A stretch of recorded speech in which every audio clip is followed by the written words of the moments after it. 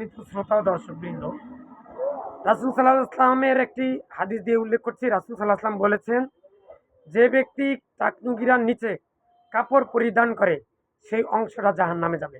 আরেকখানে বলছে, তোমরা টাকনু গিরার নিচে কাপড় পরবা না, টাকনু গিরার উপরে কাপড় পরিধান করবা। আরেকখানে বলছে, টাকনু গিরার নিচে কাপড় পরা এটা অহংকার।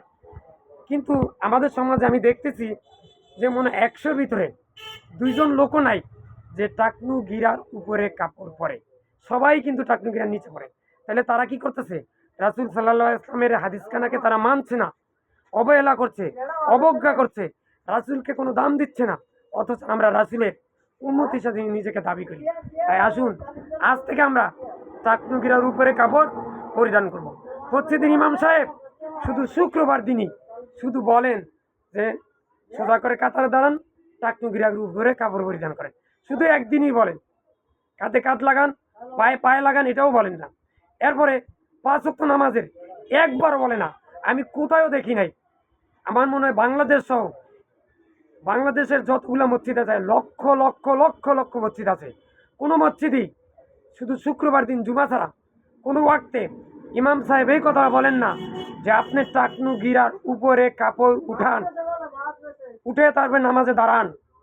এবং প্রত্যেক দিন মসজিদে ইমাম সাহেব এই কথাটা বলতে হবে যে আপনারা মসজিদে নামাজের সময় টাকনু গিরার উপরে কাপড় পরিধান করে নামাজে দাঁড়াবেন এবং সব সময় ২৪ ঘন্টা টাকনু গিরার উপরে আপনার কাপড় থাকতেই হবে, বাধ্যতামূলক। এটা রাসূল সাল্লাল্লাহু আলাইহি ওয়াসাল্লামের হাদিস। আপনি শুধু নামাজই টাকনু গিরার উপরে কাপড় পরিধান করবেন, অন্য সময় পরবেন না, না না, এই ব্যাপারে কোনো হাদিস না।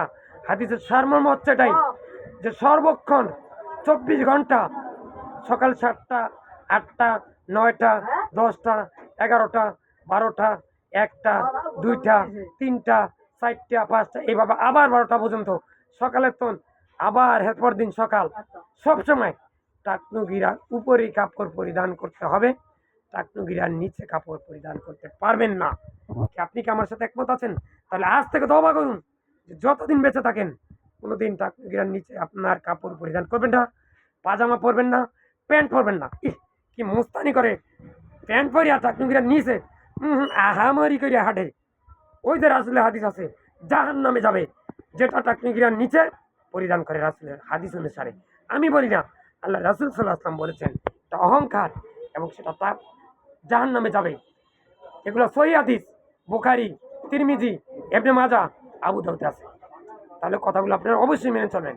ইয়া আল্লাহ, আমি সহ পৃথিবীর সকল মুসলিম উম্মাহকে তুমি টাকনু গিরার উপরে কাপড় পরিধান, পাজামা, প্যান্ট এগুলো পরার তৌফিক দান করুন এবং হাতে কাজ মুখে সবসময় লা ইলাহা ইল্লাল্লাহ বলার তৌফিক দান করুন।